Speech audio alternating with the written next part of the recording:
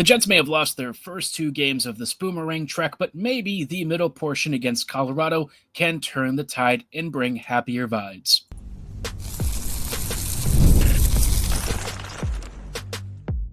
You're Locked On the Hockey Jets, your daily podcast on the Winnipeg Jets, part of the Locked On Podcast Network, your team every day. Hey friends, and welcome to tonight's episode of Locked On Winnipeg Jets, part of the Locked On Podcast Network, your team every day. I'm your host, Harrison Lee, an avid Winnipeg Jets fan and an online blogger. You can follow me on Twitter at HLivingLoco and at LO_Winnipeg Jets. As always, thanks for making Locked On Jets your first listen of the day every day. If you like what you're hearing, be sure to like, follow, and subscribe on all of your favorite podcasting platforms and on YouTube. Doing so, of course, is always free of charge and ensures you never miss another episode. Most of all, though, we just love and appreciate your support. Tonight's episode, obviously, we are kicking off with a preview ahead of Winnipeg versus Colorado. Just a heads up, this is being recorded before the official Jets lines are coming out, so that one will be a little bit of a prediction on my part, although I would suspect it's going to hold pretty true barring any surprises. I wouldn't think the Jets are going to do too much that's crazy, especially with Adam Lowry set to potentially miss a decent amount of time. But let's start off with the Colorado lines, because obviously this Jets team faced them not that long ago and shut them out 3-0. I don't think that's going to happen here. I would actually be surprised if that whole sequence that we saw against Colorado with how the Jets essentially kept them pretty quiet is going to happen, especially without Lowry. That is a huge critical piece of this puzzle. And unfortunately for the Jets, that's going to be somebody that they're going to have to find a way to live with that for a little bit. And unless they make a trade, it's going to make the Jets matchup situations pretty challenging. And I doubt that they're going to have easy call-up options either. So up front, Colorado's running Colton, McKinnon, and Rantanen. No surprise there. This is the line that you just are utterly terrified of and want to avoid at all costs. If you can keep this group to like a goal or less, that's really impressive. Usually, this trio kind of has their way. It doesn't matter who's playing with McKinnon. He just finds a way to take over. Second line, you've got Drouin, Mittelstadt, and Lehkonen. This is a very good second line. Mittelstadt's been, steadily providing some good offensive secondary support for this team. And Lehkonen is, of course, super underappreciated, great player. Drouin has played a decent role for Colorado. Not super prolific, but, enough to keep up with these guys. And if nothing else, he is an extra warm body to help support this trio. On the third line, you've got Kiviranta, Kelly, and O'Connor. This is a very direct and speedy line. Not a lot of high-end skill, but the thing with this trio is that they get in behind you very quickly, they forecheck aggressively, and they cause you to make mistakes. So the Jets are going to have to be on their best behavior. None of that turnover stuff that they had the last game, which I don't expect to see. I would think Winnipeg is going to be a little more careful with the puck, but it's going to be a tricky situation, right? Colorado's speed in the past has given the Jets fits, and without Lowry, who was really good at helping manage this opponent the last time, I just don't know that I feel great about this potential matchup problem. On the fourth line, you've got Inala, Parssinen, and Ivan.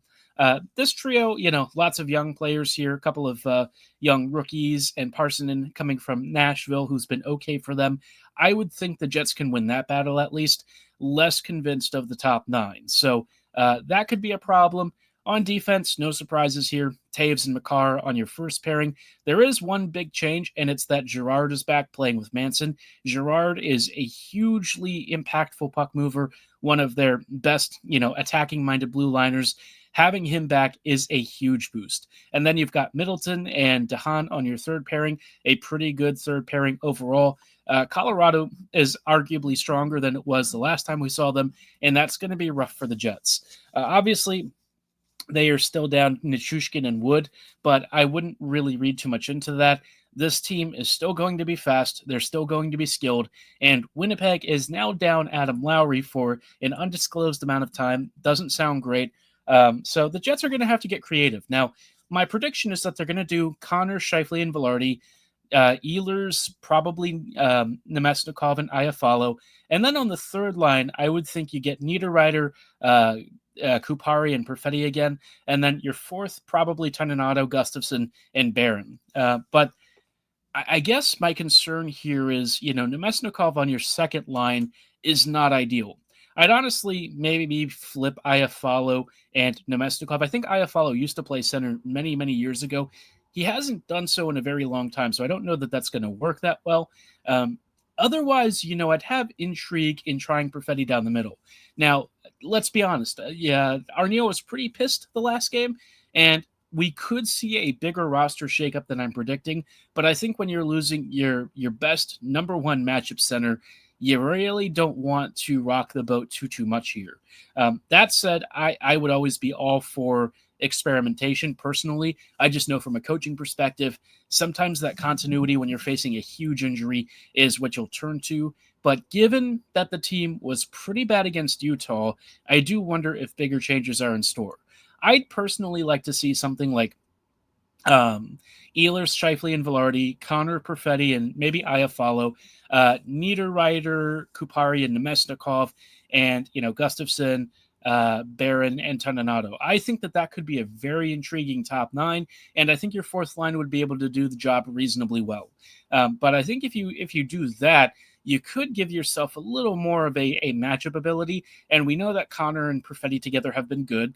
Ehlers and Scheifele immediately had good connection. Velarde is a nice complementary player, and so I feel like that top six gets you a better matchup situation than what we have with Connor, Scheifele, and Velarde.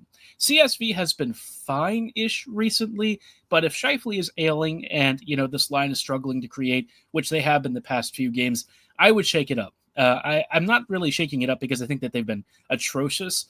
Wouldn't really say that, but I think it's probably time to give them a little bit of support. And that's where I think the coaching staff really needs to be attuned to what's going on with these guys and try and give them a bit of a boost. On defense, I would be interested to see if the Jets put Heinola back in. He didn't play the last time. He may have. Did he play against Colorado last time?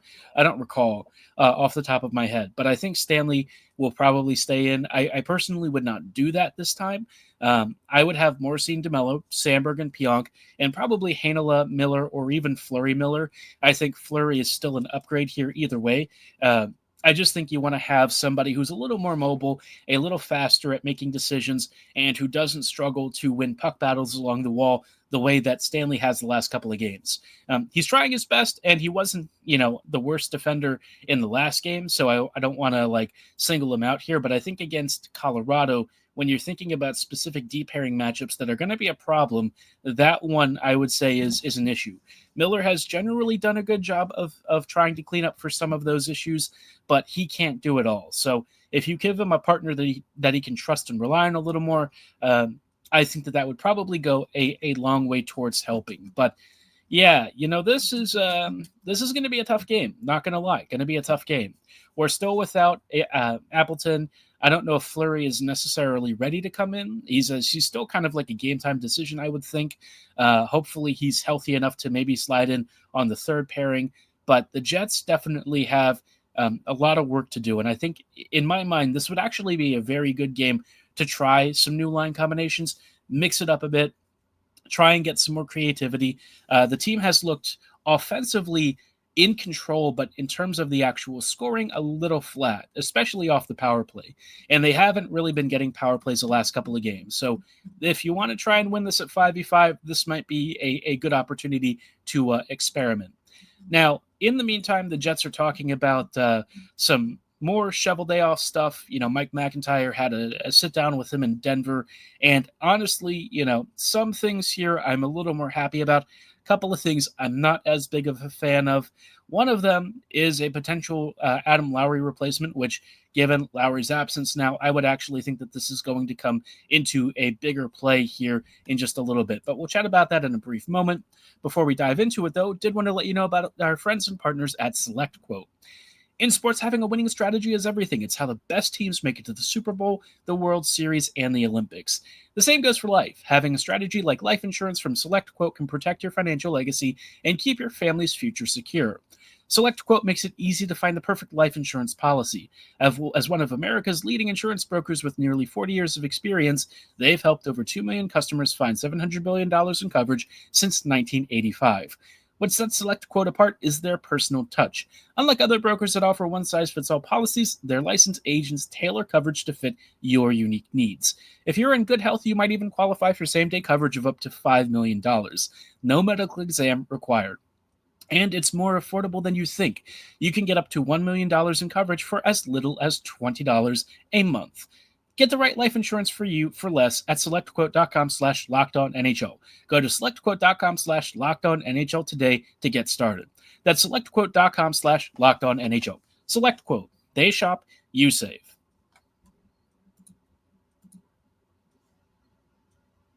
Hey, friends, and welcome back to this episode of Locked On Winnipeg Jets, part of the Locked On Podcast Network, your team every day. Everydayers, thank you so much for rejoining us on tonight's episode as we are chatting about some stuff in Winnipeg's kind of intermission while they're waiting to take on the Colorado Avalanche later this evening. Obviously, the Jets have kind of been up and down recently, goal-scoring wise, probably looking for a little more offensive support.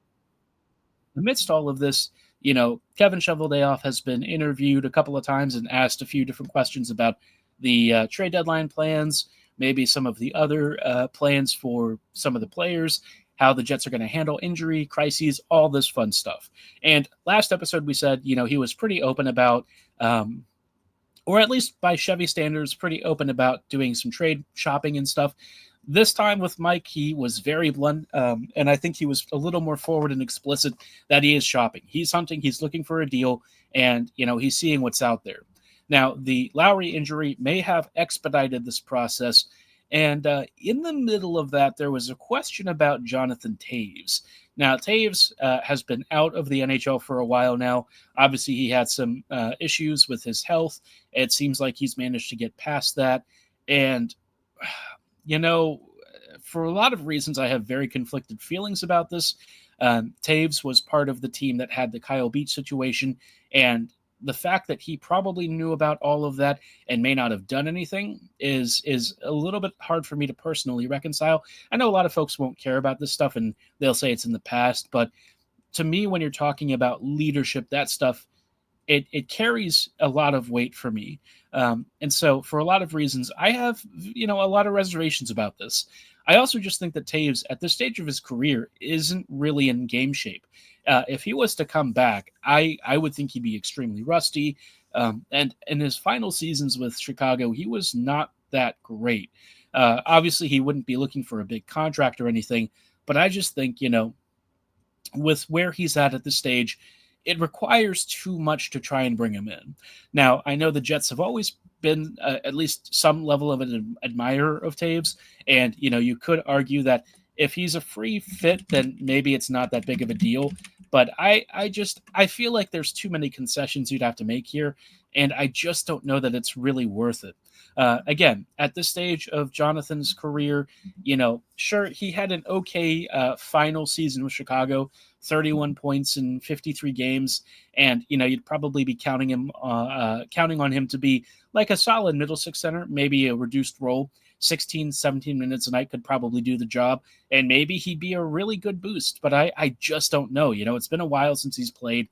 Again, I have some personal reservations about it. Now, if the Jets sign him at this point, I'd probably, just have to accept it to some degree.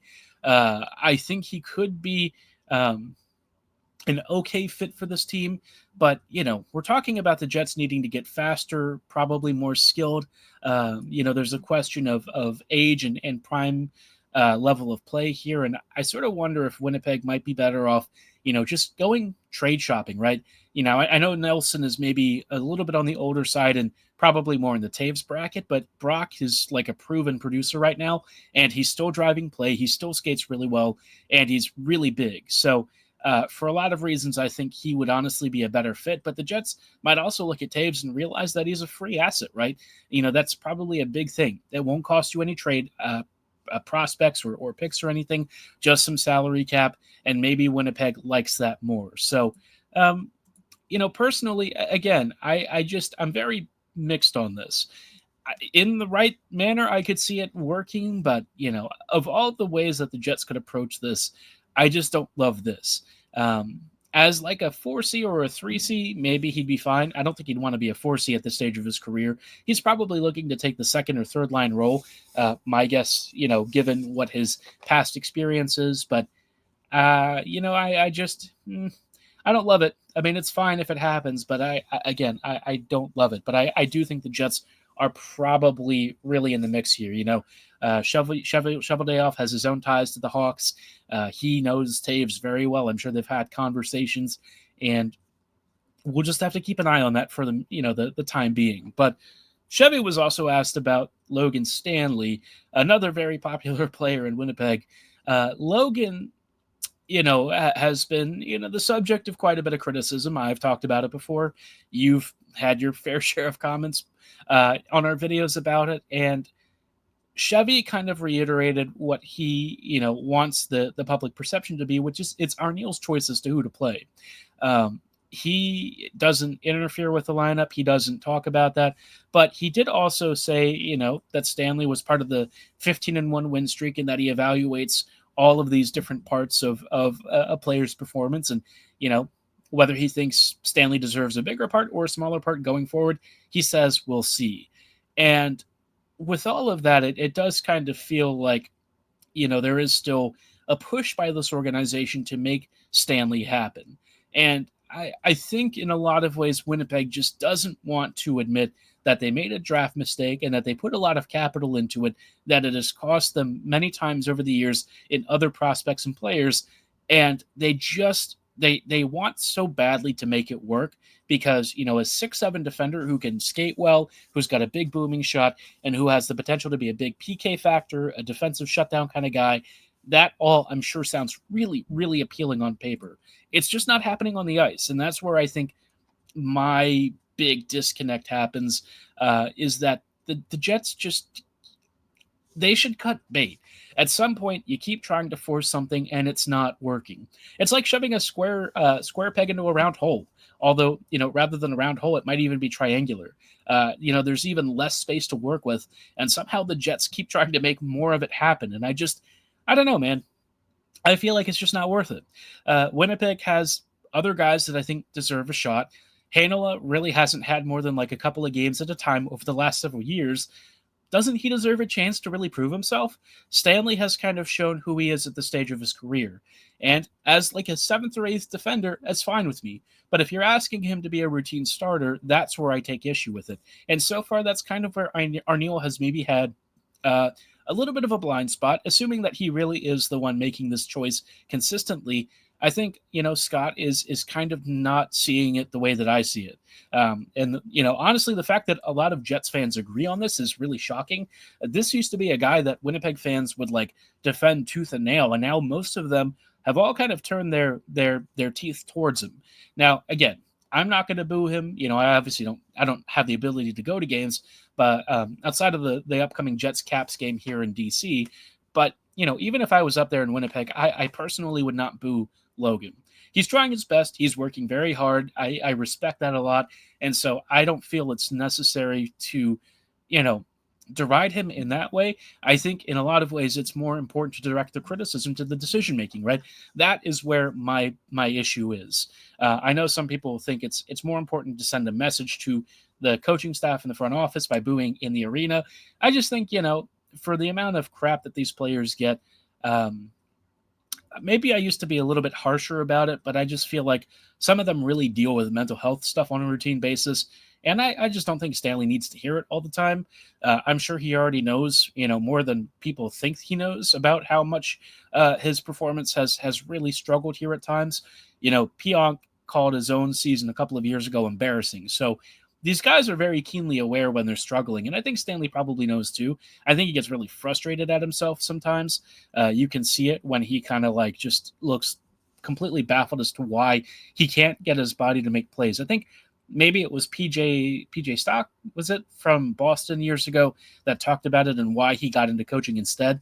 Some of these players, they can't make their vision of hockey work for their own bodies, but they do know what they're supposed to do. And maybe Stanley's in that same role. So I don't feel like I want to like get mad at him for it, but I do hope that the coaching staff understands that there's a role here that the Jets shouldn't be so locked into 64 as being your third pairing guy. And I'm not going to say that Heinola has been much, much better. I think Heinola has generally had better games on the whole, and at times he's been really good if you pair him in the with the right partner in like Dylan Coughlin or at times Miller.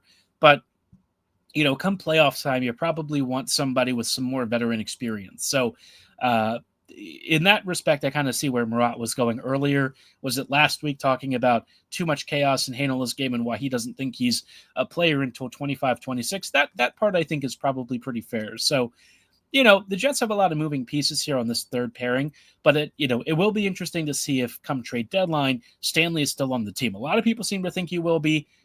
I'm not as convinced and locked down to it, but we'll see.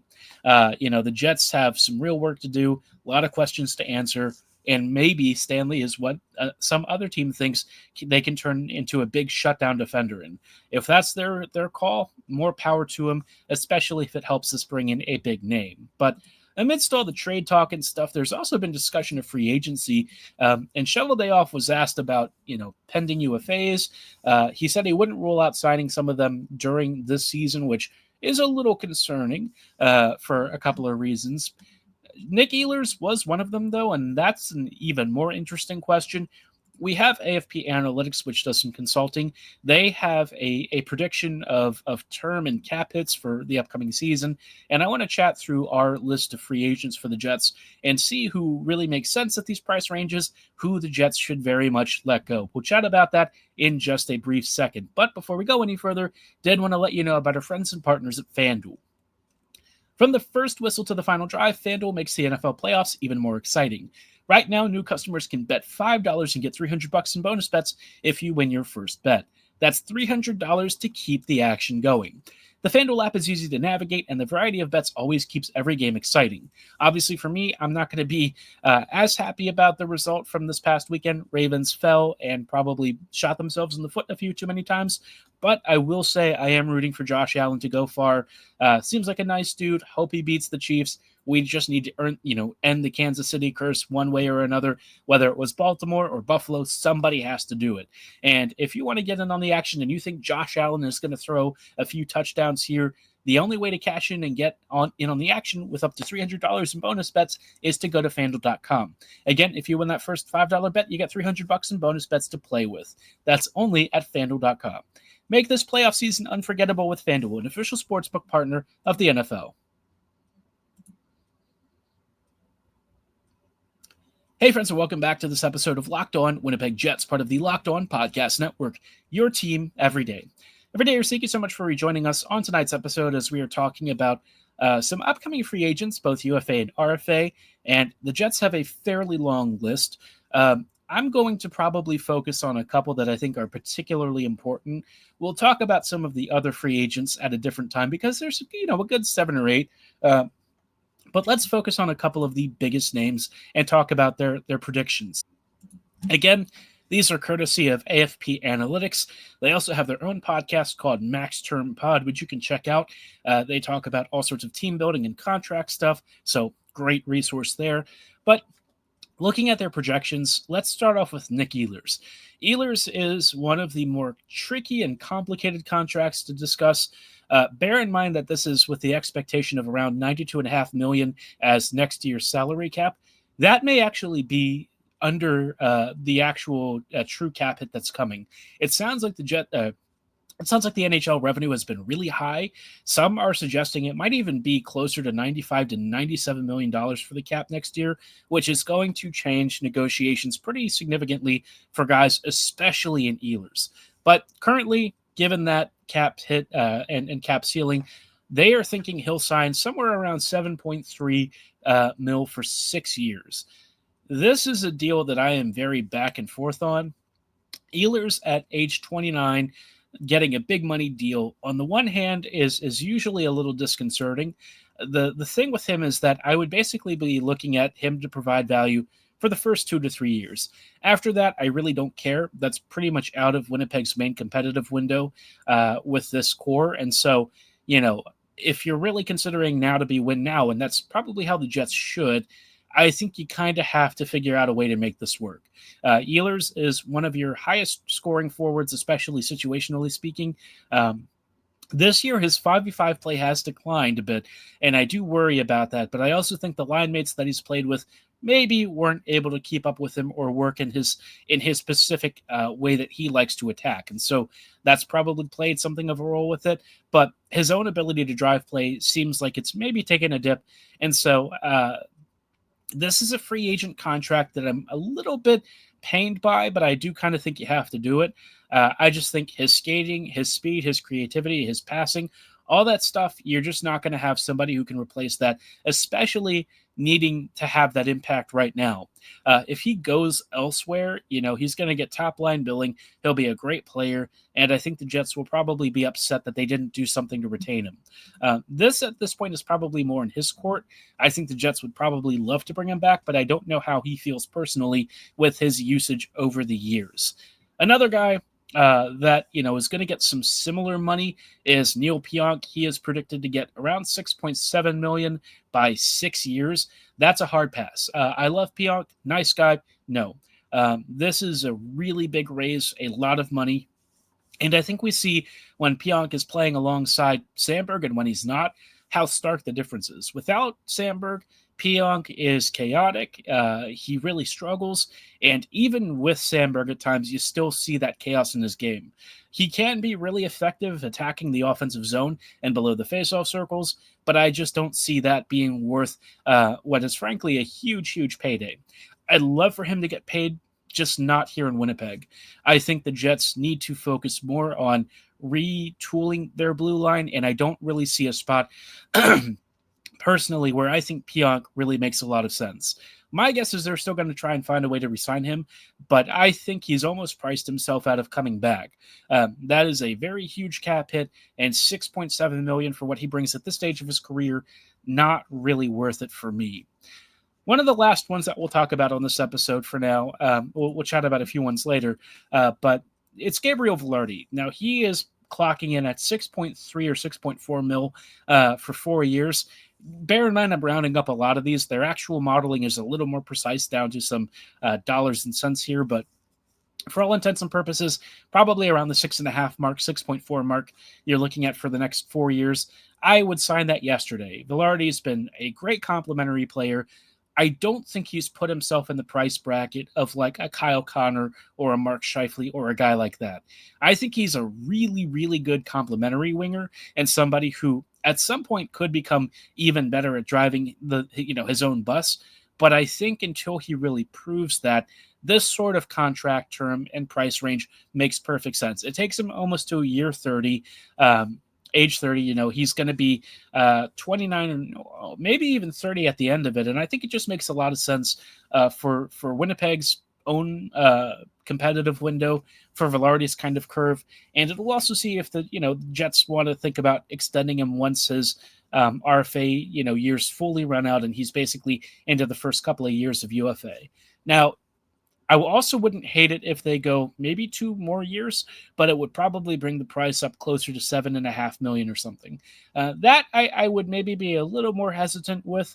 I like him a lot, but he does carry a fair bit of injury risk, and that might not be up Winnipeg's alley, but, we'll have to see, right? I think that there's any number of ways that you could go about this, and I would imagine that Vilardi does want to stick around. He's given top line billing on a consistent basis. He produces a fair bit, 60, 65 point pace kind of guy. I think he fits in great, and I would love to see him back with the Jets long term. But let me know how you feel about some of these contracts. Again, we'll cover the rest of the other free agents, including Sandberg, here on our next episode. But for tonight's episode, that is going to be all the time that we have. Thank you so much for listening. Of course, you can find us on social medias at HLivingLoco and at LO_Winnipeg Jets on Twitter. But for tonight's show, thanks for listening. Have a great night. And as always, go Jets go.